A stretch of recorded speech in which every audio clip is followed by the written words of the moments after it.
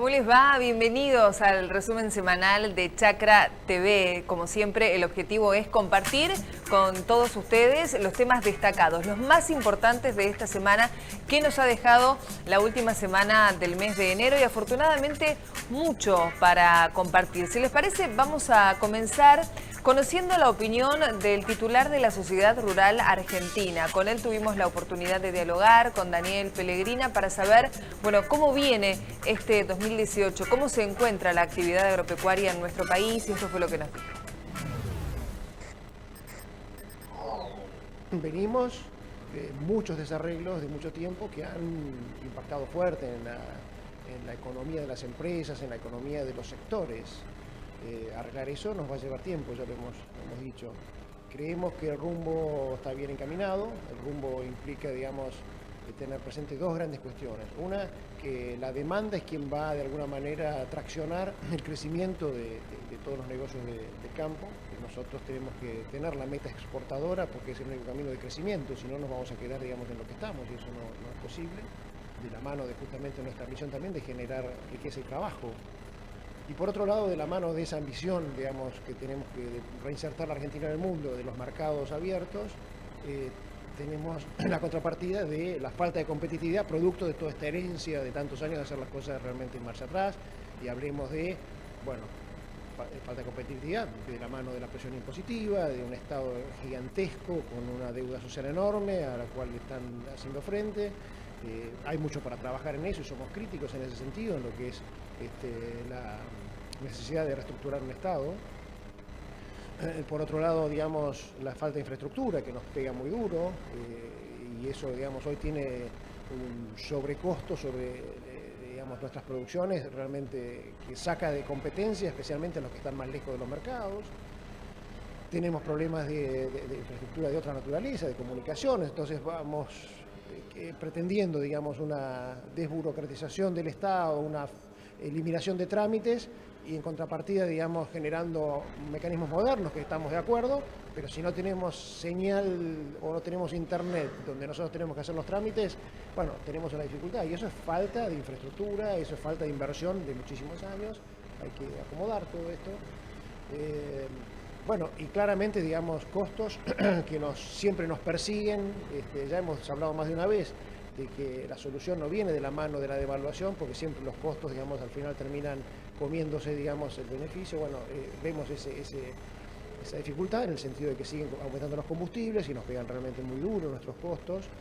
Y esperemos que quede por ahí, pero claramente, digamos, siempre los costos nos arriman, y especialmente de algo que ya hemos manifestado mucho, que es el costo impositivo, ¿no? Hay cierta preocupación por el tema de la fruta y también en algunos pequeños productores que dicen no se crean que nosotros tenemos la soja guardada en los hilos, o sea, el 80% está vendida, estamos endeudados más que el año pasado.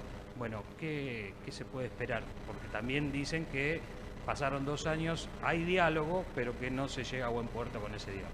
A ver, claramente hay dificultades, la falta de transparencia en muchos de estos mercados de las frutas hacen que no podamos explicar por qué, digamos, un productor recibe 2,5 pesos, 3 pesos por un kilo de ciruelas y uno va al mercado y los termina pagando realmente un disparate, y eso no puede seguir así, y eso es falta de transparencia, muchas manos en el comercio, muchos impuestos. Hay explicación para todo eso, que tenemos que realmente ponerlo en una mesa y trabajarlo, y esa es la propuesta que nos hicieron como comisión de enlace ya hace un tiempo, cuando nos fuimos a ver a Peña hace casi 2 años, un poco menos, de trabajar estos temas en mesas específicas de competitividad. Vemos que el gobierno ha avanzado en eso porque nos ha convocado a muchas mesas, ya está funcionando la de las carnes, la de los lácteos, está funcionando la de la forestoindustria, está funcionando la de los vinos, la de las frutas, se convocó la del arroz. Bueno, hay varias en camino. Y uno ve que, digamos, de esas reuniones van surgiendo cuestiones. A ver, a mí que he estado en la última, hace pocas semanas, de la forestoindustria, de una reunión a otra, con 2 meses, hubo una caída en el costo de cada contenedor, de subir un contenedor a un barco de cerca de $500, por medidas que se trabajaron ahí en ese contexto y, digamos, y que se implementaron. Y bueno, me parece que ese es el camino que tenemos que seguir. Producción por producción es mucho trabajo. Otro de los temas importantes de la semana fueron las declaraciones del actual tesorero de Carvap, Horacio Salaverry. Con él también dialogamos, mucho para conversar, la situación actual de la lechería en la República Argentina, la exportación de carne enfriada y con hueso a China, el valor del dólar, cómo está el sector en general. Esto nos decía.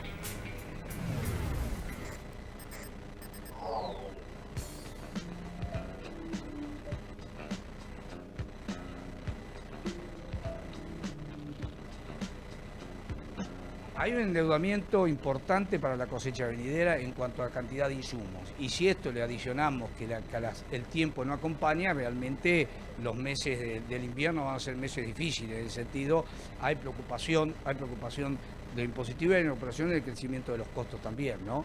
De todas maneras, hay que abordarlo de la manera más tranquila posible. Estamos tratando de que el productor trate de tener distintos convenios que hagan que su provisión de servicios y su provisión de insumos sea más llevadero.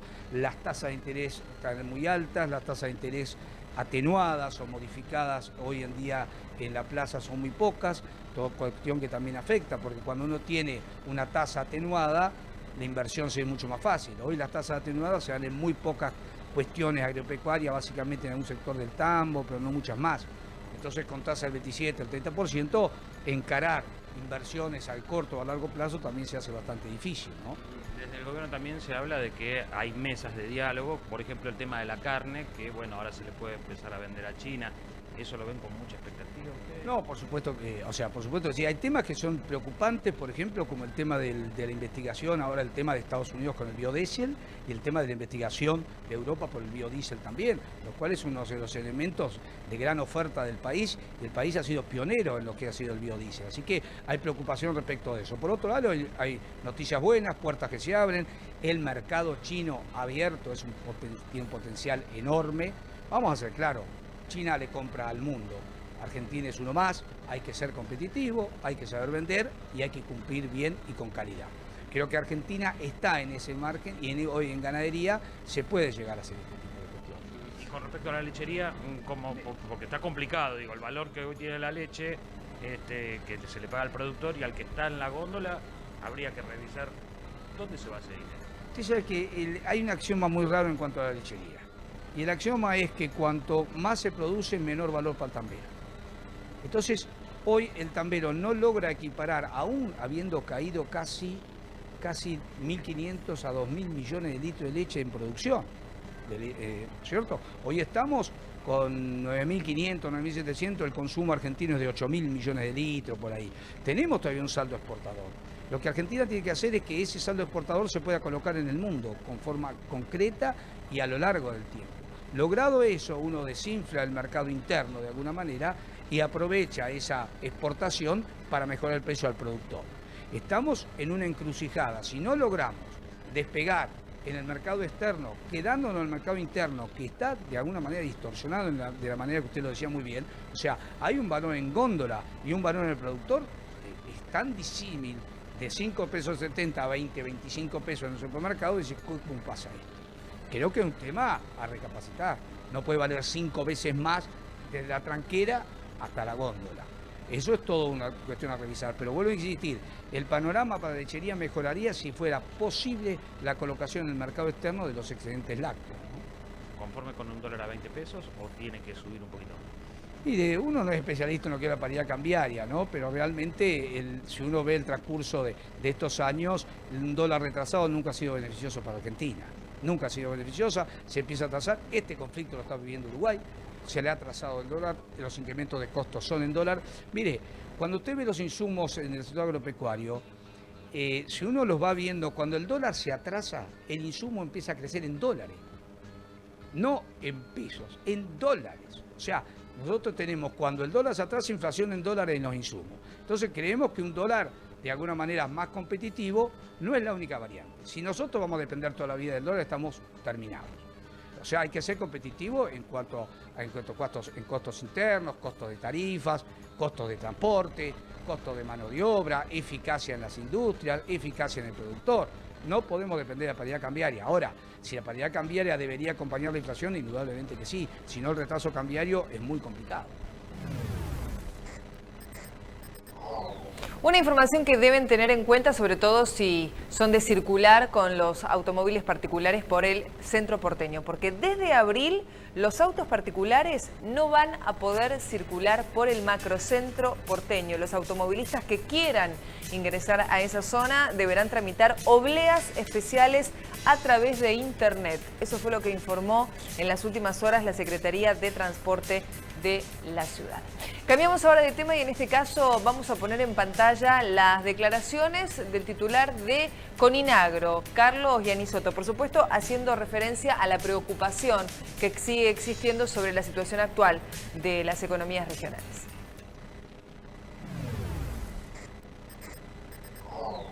Coninagro tiene toda la cadena de valor, la parte de producción primaria, toda la fase industrial y la fase de comercialización.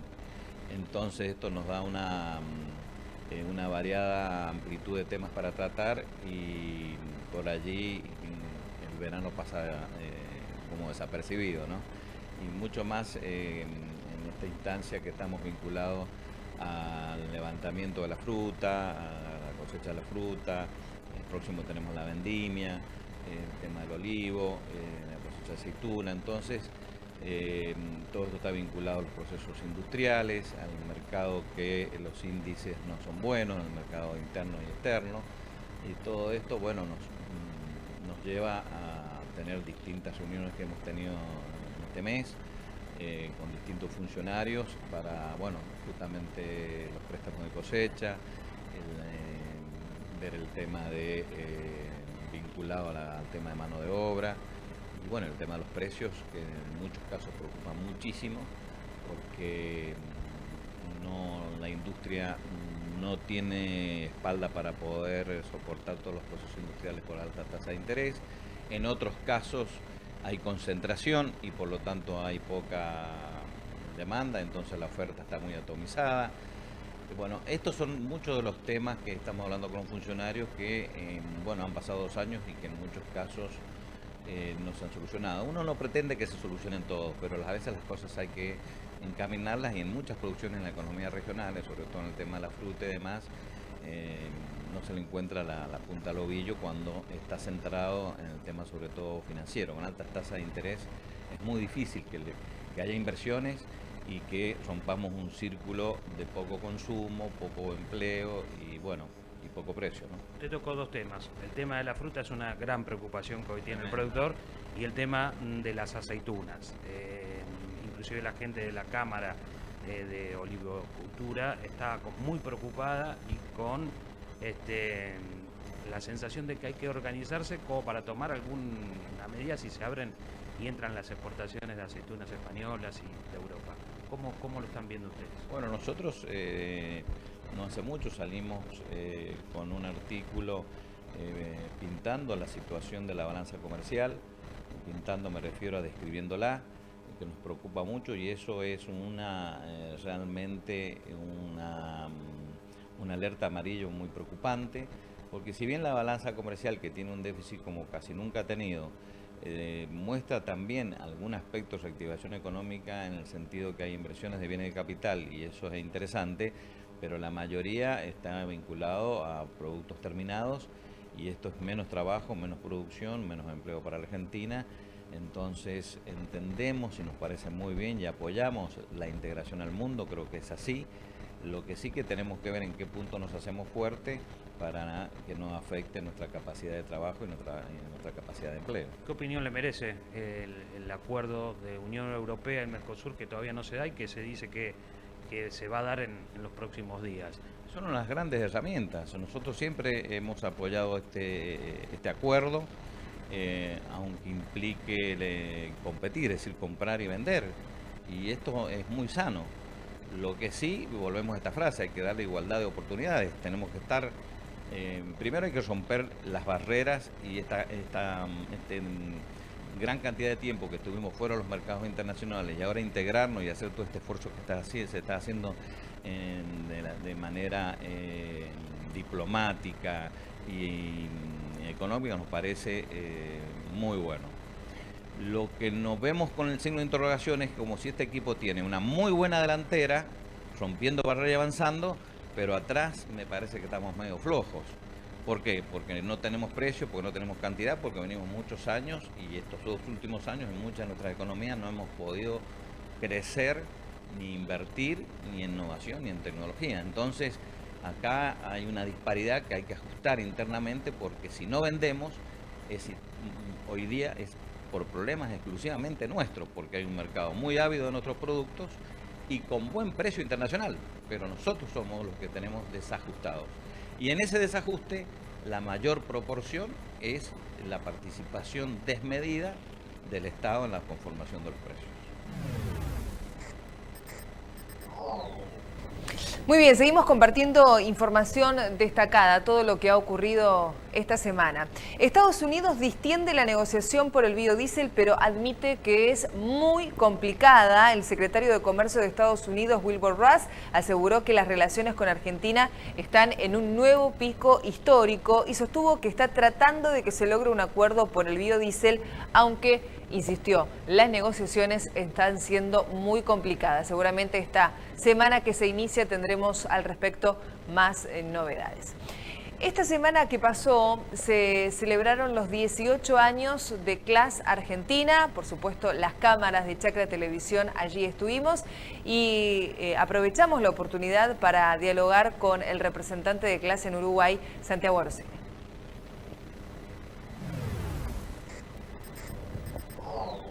En estos últimos días, con grandes protestas y marchas en el Uruguay, ¿cómo se destraba este conflicto que ya lleva algunos meses de pedir sentarse en una mesa para dialogar y empezar a resolverlo? ¿Cómo se resuelve? Y bueno, la situación no es de ahora, de este mes de enero. Ahora en este mes de enero trascendió todo lo que ha pasado. Es desde hace por ahí un año y medio que el sector agropecuario viene muy golpeado, muy castigado, porque además de la falta de rentabilidad, los costos siguen aumentando, las tarifas de energía, por ejemplo, combustible o energía eléctrica, el tema de impuestos también, lo que es costos del sector han seguido aumentando, los precios están bajos y eso hace que la rentabilidad de mala sea cada vez peor. Y bueno, se empezaron a juntar un grupo de productores independientes a las gremiales que ya existen, a la Asociación Rural, a la Federación Rural, a la Asociación de Cultivadores de Arroz y otras gremiales formales que ya existen. Determinado grupo de productores se empezaron a juntar, a discutir, a plantear entre ellos qué hacer o qué emprender. Y bueno, se llevó adelante todas las movilizaciones que trascendieron a nivel de prensa y a raíz de eso el sector político, desde el presidente, ministros, etcétera, tuvieron una reacción positiva, de diálogo, conciliadora, de escuchar, que hasta ahora no solamente no se escuchaba, sino también que las solicitudes o los pedidos de reuniones o de entrevistas con el sector político se postergaban o se pateaban para adelante. Bueno, a raíz de todas estas movilizaciones, de ambos lados se busca el diálogo y se está logrando ese diálogo. Hay que ver cómo sigue para adelante, pero creemos que por lo menos del haber generado instancias de diálogo y de discusión, de sentarse en una mesa y poner sobre la mesa la problemática y abordar la problemática y de qué manera se pueden encarar los distintos temas que hoy están limitando al sector, por lo menos estamos mejor que hace un mes atrás y esperemos que estas señales den su fruto positivo. Lo que pasó el otro día en Durazno fue realmente histórico para el Uruguay. Y algunos de los productores decían que una de las salidas podía ser la devaluación. ¿Puede ser una devaluación en Uruguay la salida a este problema? Yo creo que el problema es complejo y bueno, a problema complejo la solución no es tan sencilla como que sea solo la devaluación. Hay un montón de puntos a atacar, creo que están bastante bien descritos en la proclama que se hizo en Durazno. Son 7 u 8 puntos, de esos 7 u 8, uno es la devaluación. Tampoco se plantea que la devaluación sea radical y que sea de un momento a otro, porque eso también afectaría a la inflación y a un sector y a un porcentaje importante de la sociedad que la devaluación, lejos de ayudar, la juega muy en contra. Entonces, como que el planteo de la tasa de cambio es un planteo que sea paulatino, progresivo y que pueda causar un impacto positivo, pero en el mediano plazo y que no sea radical. Es importante atacar un montón de puntos. Uno es ese, uno muy importante son los costos públicos. Uruguay tiene altos costos públicos, eso hace que se necesite recaudar, eso hace que se necesite aumentar las tarifas, combustible, electricidad, impuestos, y bueno, hay que atacar por varias aristas y creo que en el conjunto buscar la mejor situación para la mayor de las partes.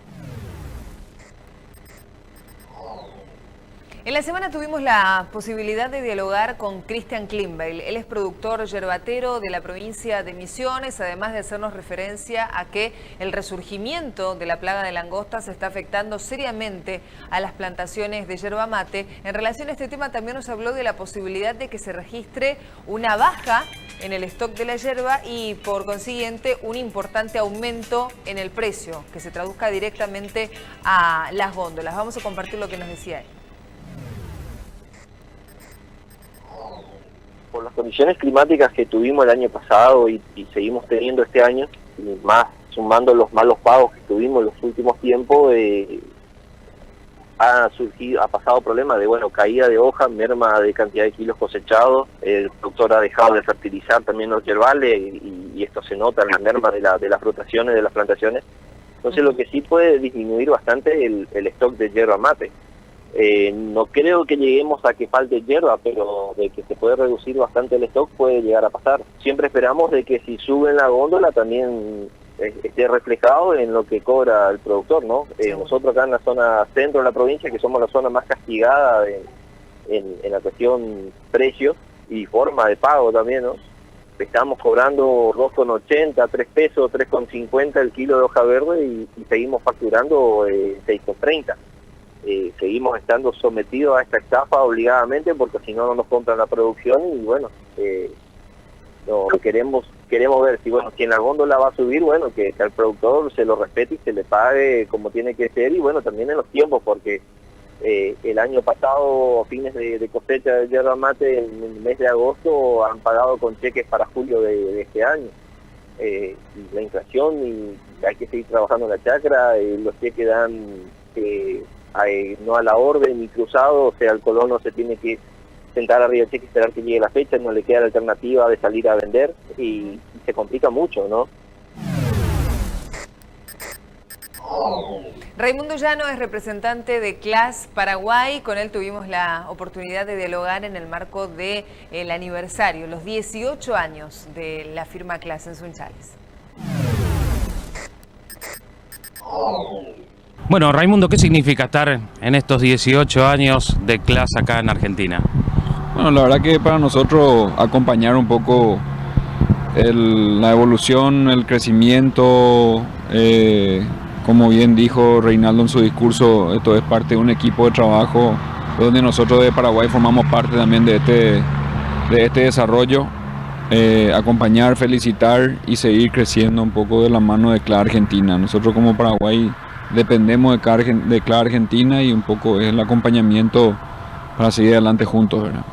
El crecimiento en la región viene dándose, así como CLAS en Argentina, ¿se viene dando también en el resto de la región?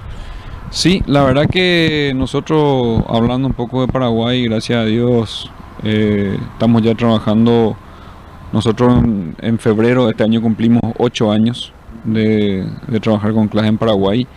Y así también como se está dando el crecimiento en Argentina, tanto en Uruguay, también se está dando lo mismo también en Paraguay, donde la intención nuestra como representante de CLAS un poco es ir paso a paso, no querer ir muy acelerado, o sea que sea un crecimiento acelerado porque después viene un cuello de botella en la cual digamos se complica lo que es la parte de postventa. Entonces, la verdad que el crecimiento que tenemos nosotros hoy en Paraguay lo creo bastante positivo. Hoy estamos en cerca del 5% del mercado en Paraguay, donde para nosotros creemos que es bastante interesante. Más de 120 máquinas ya vendidas de que estamos trabajando. Y bueno, muy bueno y optimista que el 2018 sea mejor o igual a lo que fue el 2017.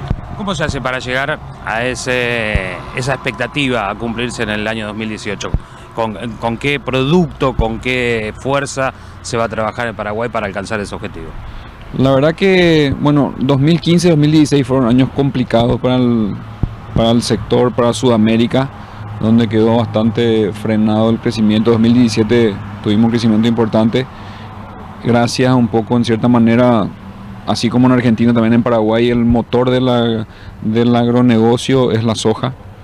La soja y también acompañada de la carne también, que estaba bastante bien también en Paraguay. Y 2017 fue muy bueno, buenos rendimientos, buenos precios en lo que se refiere a soja.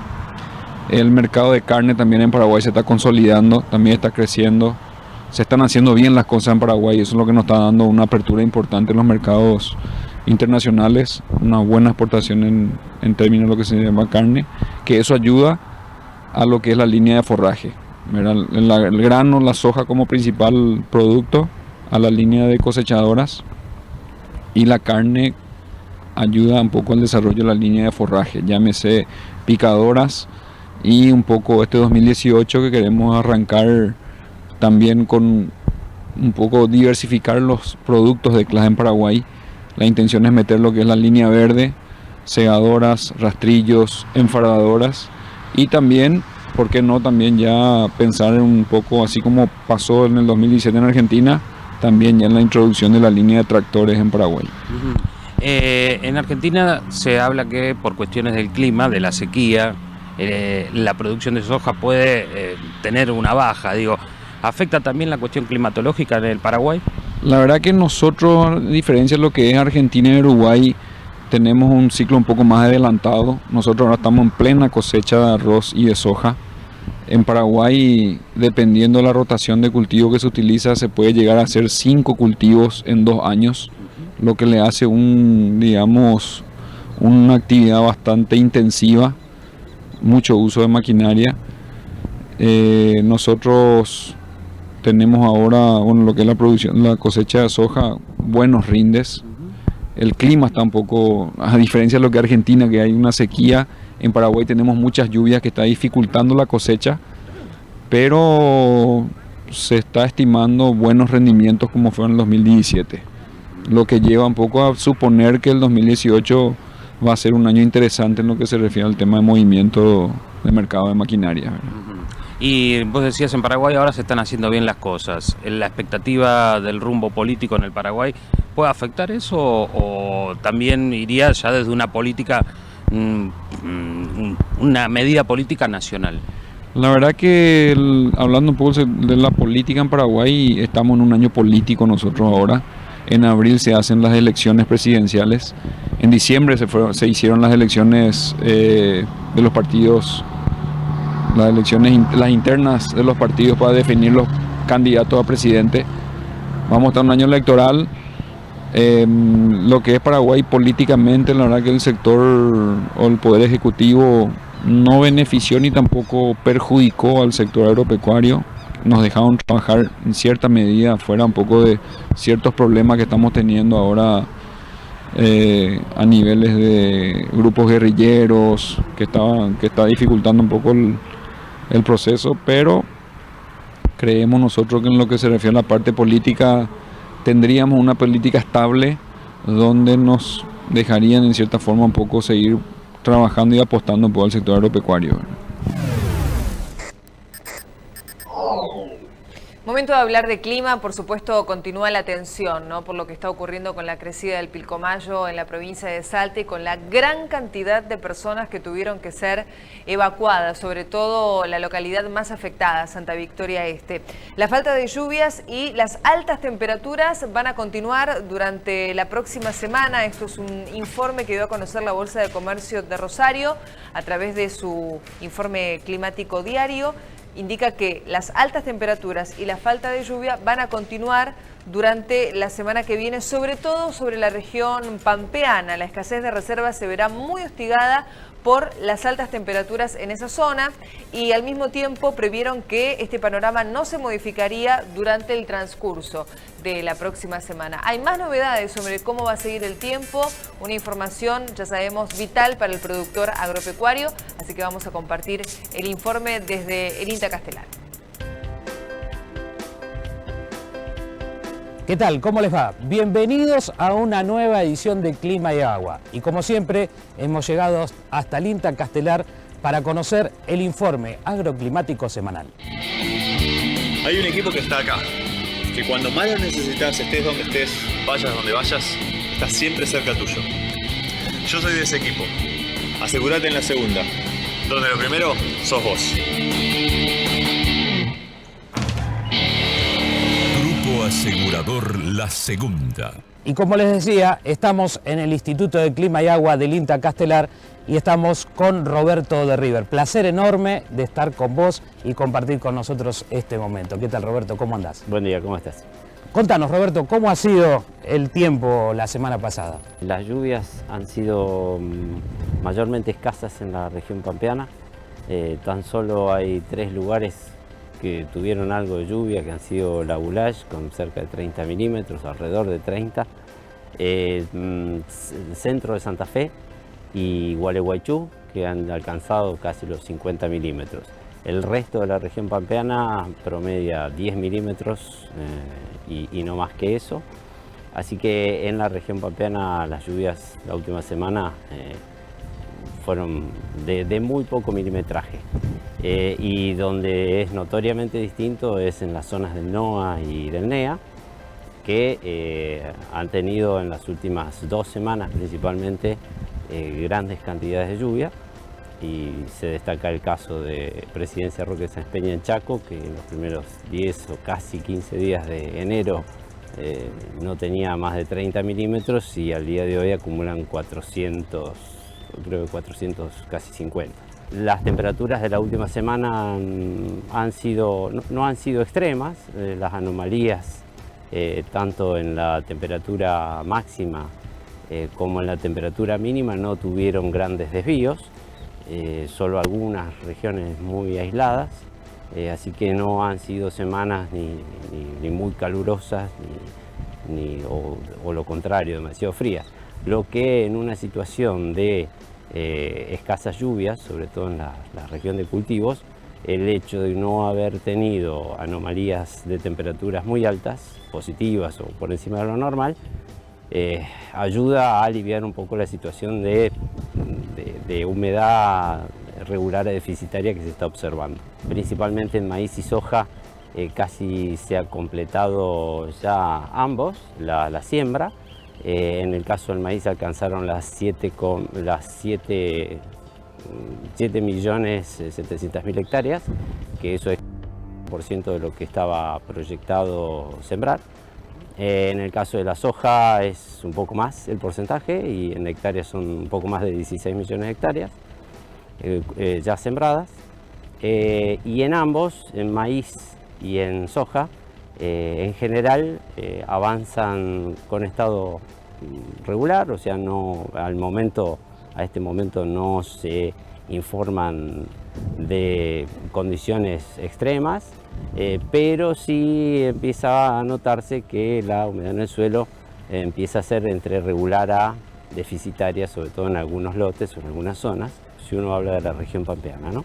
Porque escapa un poco a lo que ha sido temporadas anteriores, la provincia de Córdoba, que está un poquito mejor o no tan mal como si tal vez lo están Santa Fe, Buenos Aires, La Pampa y Entre Ríos, Córdoba está en un estado de humedad regular en general. Las otras zonas están levemente más deficitarias.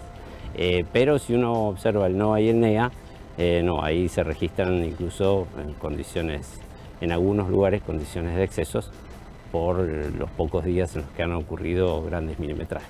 Para los próximos días de la región pampeana, las condiciones de lluvia no son lo que uno quisiera en términos de pronóstico y al día de hoy, pero tienden a ser mayormente deficitarias para lo que son la media de la época, con lo cual se esperan pocas o escasas lluvias, sobre todo en la región pampeana.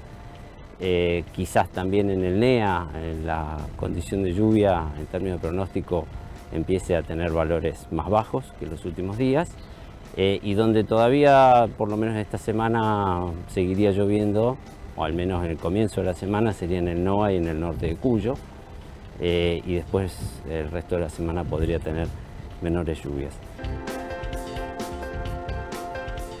Otro desarrollo que nos llena de orgullo, por supuesto, del Instituto Nacional de Tecnología Agropecuaria. Lograron crear una herramienta para poder medir el agua en el suelo. Allí fue nuestro compañero Sergio Darco para conocer todos los detalles. Nosotros, después de unos cuantos años en ir desarrollando algunas herramientas intermedias, hoy pudimos integrar esas herramientas intermedias en una global que nos permitiera estimar el agua en el suelo a partir del agua caída que medimos con estaciones meteorológicas del INTA, los perfiles de suelos que tenemos información para saber cuánta agua puede almacenar cada suelo, y como dato de salida de agua del sistema, la evapotranspiración, que la estimamos a partir de información satelital que recibimos aquí en el instituto. Este sistema está diseñado para sistemas de secano y está diseñado para sistemas donde no hay otro aporte de agua que el de las lluvias. O sea que en aquellos lugares donde hay agua de riego, por ya sea remoto o por extracción subterránea, o hay aporte de las napas a los cultivos, o hay escurrimientos que también aportan a los cultivos, en esos casos el modelo no funciona bastante bien. Y lo hemos tenido contemplado en esta última versión. Las repercusiones que hemos tenido son, la verdad, que muy importantes en cuanto a visitas al sitio web, en cuanto a interacciones con las publicaciones que hemos hecho, en cuanto a consultas y en cuanto a pedidos de ese producto para utilizar de manera como input en otros modelos o en otros sistemas de toma de decisiones.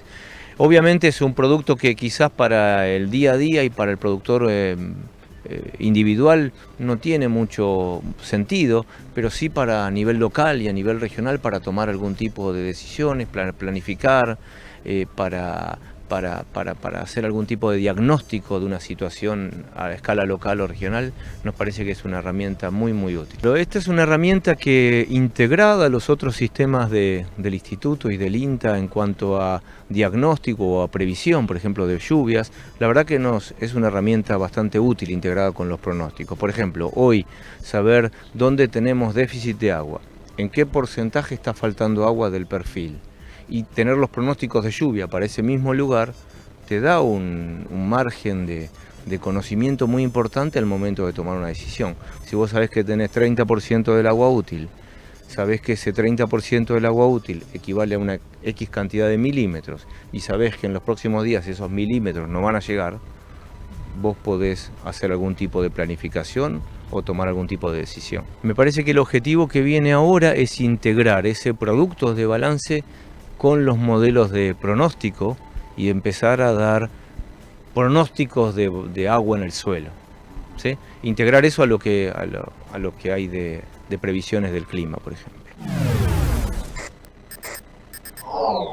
Un nuevo mes, mucha gente afortunada comienza con sus merecidas vacaciones y claro, se pregunta a la hora de decidir si lleva o no su mascota, si puede hacerlo, si es simple el trámite, y si efectivamente el trámite es simple, hay que tener ciertas precauciones. Como siempre decimos, tomar algunos recaudos, y estas son las recomendaciones que brinda el SENASA para poder viajar con nuestras mascotas al exterior. Quienes viajen al exterior con sus mascotas deben tener en cuenta que los países, para autorizar el ingreso del animal, exigen un certificado veterinario internacional que se tramita en las oficinas del SENASA habilitadas y distribuidas en el territorio nacional. Con el fin de agilizar el trámite, el SENASA puso en marcha hace pocos meses su sistema de autogestión para viajar con mascotas. La autogestión, en 15 minutos te vas con el trámite en la mano, comienza en tu casa mandando un mail y llenando datos personales como son el destino, el nombre del pasajero, el nombre de la mascota. Elige el destino, la autogestión le devuelve por mail otros datos, se genera un cupón de pago, se otorga un turno y la persona en ese momento, ese día y ese turno llega acá y se la atiende en tiempo y forma. No es necesario concurrir a la oficina del SENASA con el animal para realizar el trámite, excepto si ingresan a destinos que exigen el uso de microchips. El edificio obviamente está en mejores condiciones, está todo ambientado para que la persona que viaja con mascotas se sienta un poco más cómoda. Viene con su mascota en la mayoría de las veces, es un salón mucho más grande que está acondicionado para que tenga 55 personas sentadas, con aire acondicionado y todo mucho más cómodo. Y son 5 box que están atendiendo continuamente. Obviamente esto es un muy buen beneficio a lo que era el año pasado.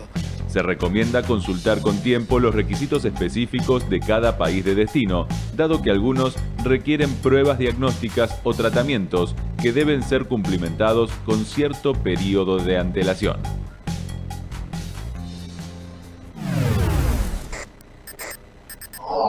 Una gran noticia para los productores fruti-hortícolas porque a la hora de llevar adelante los trámites, que muchas veces ellos mismos dicen son engorrosos, cuesta. Bueno, trámites mucho más simples para ellos.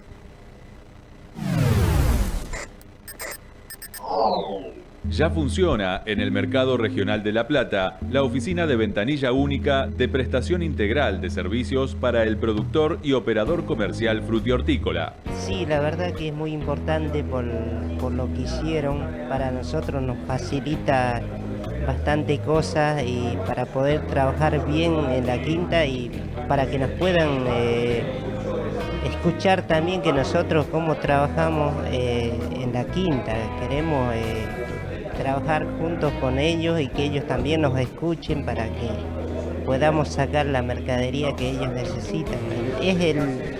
La idea es esa, de poder producir bien, que la gente coma sano y que nosotros, hay muchos que no conocen cómo se trabaja la verdura sana, pero hay mucha gente que sí sabe.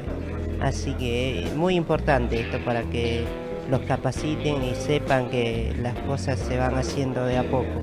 La sede funciona como un espacio integrado para realizar trámites y consultas del Ministerio de Agroindustria de la Nación y el de la Provincia de Buenos Aires, el SENASA y el municipio local.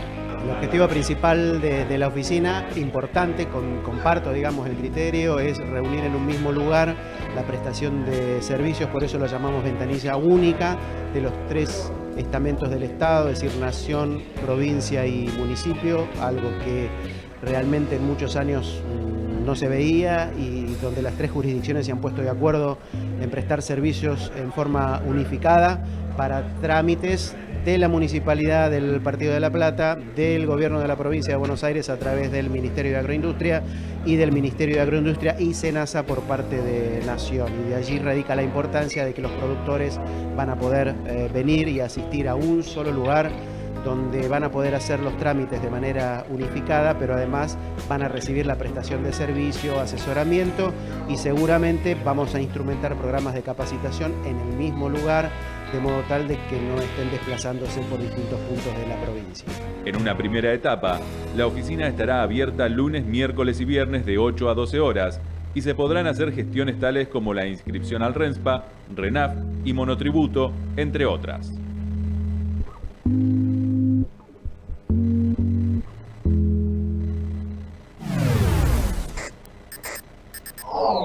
Dialogamos con el titular de Coninagro, Carlos Giannisotto, no solo para conocer cómo se encuentran las economías regionales y cómo comienzan este 2018, qué cosas faltan mejorar, sino también sobre la vendimia, y él mismo confirmó que viene muy bien.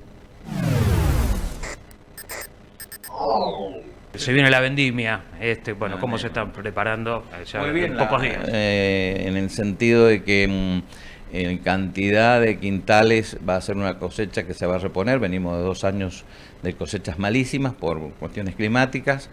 Este año, gracias a Dios, se va a reponer bien la cantidad de quintales para abastecer el mercado.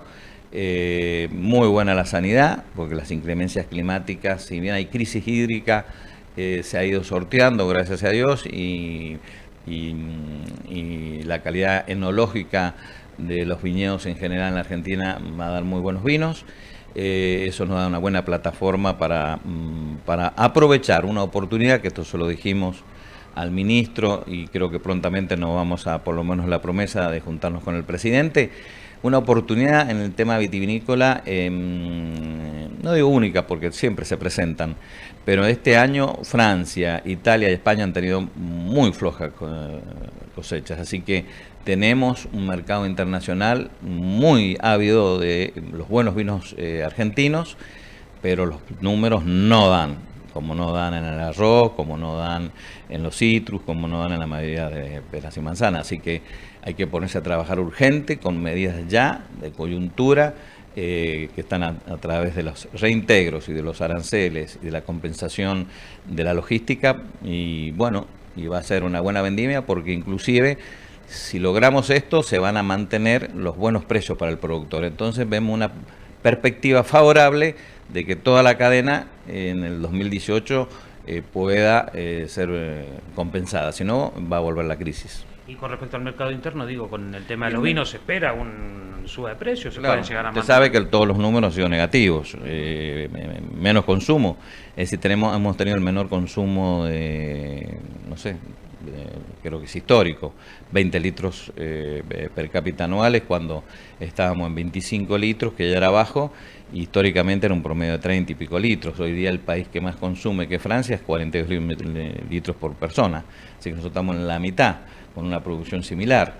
Imagínese el lío interno, si no le damos salida al mercado internacional, como en la mayoría de las economías regionales, vamos a tener problemas de sobreproducción y eso baja el precio y es una espiral que aniquila al sector.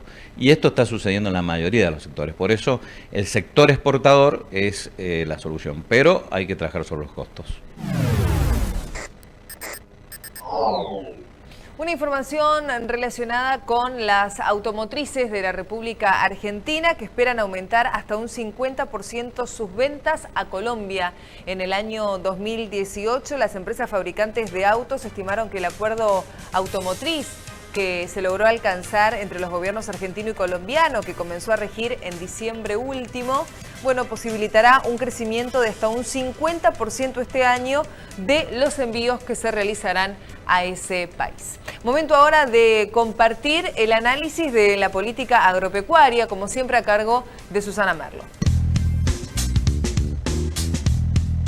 Un nuevo encuentro semanal de Chacra Televisión, y esta vez lamentablemente para volver con un tema que está acosando a la gente de campo desde hace meses, que es la sequía. Una niña evidentemente declarada, una niña a full. Cuando sucede eso, la seca es en el corazón de la pampa húmeda, centro, sur, y el norte tiene excesos de agua. Y esto lo hemos visto tanto del lado de Salta como mucho más del lado de Corrientes y del Chaco. El río Paraná creciendo en forma marcada, y bueno, pero para el sur la seca que ya está causando daños, muchos casos irreversibles. De hecho, se empezó a firmar Chicago debido justamente a las pérdidas y a los recortes que se empiezan a prever en las campañas de Argentina, tanto en maíz como en soja. Pero la parte o la peor consecuencia de la sequía son los incendios. Y nuevamente, igual que el año pasado y que el anterior, los incendios están siendo graves. Si bien todavía no superan el 1.000.000 de hectáreas del año pasado, sí están en 600, 700.000 hectáreas con varios focos. Y uno se pregunta, ¿cuánto se hizo desde las pérdidas del año pasado a este para atenuar, evitar, compensar o neutralizar estos incendios? ¿Cuántas picadas, ¿Cuántas limpiezas de banquinas? ¿Cuántos aviones hidrantes o helicópteros hidrantes para las zonas que son más susceptibles de tener y de que ocurran estos fuegos?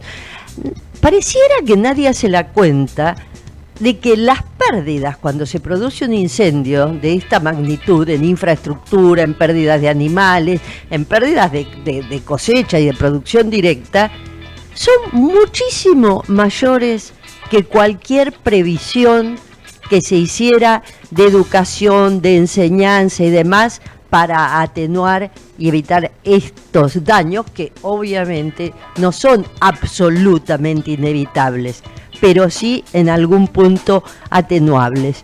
Entonces, cuando se habla tanto del ambiente y de la preservación y del medio ambiente y demás, pareciera un poquito, no sé si cínico o hipócrita, porque en realidad peor impacto ambiental negativo que el que puede tener una masa de fuego sobre miles de hectáreas, difícilmente lo haya.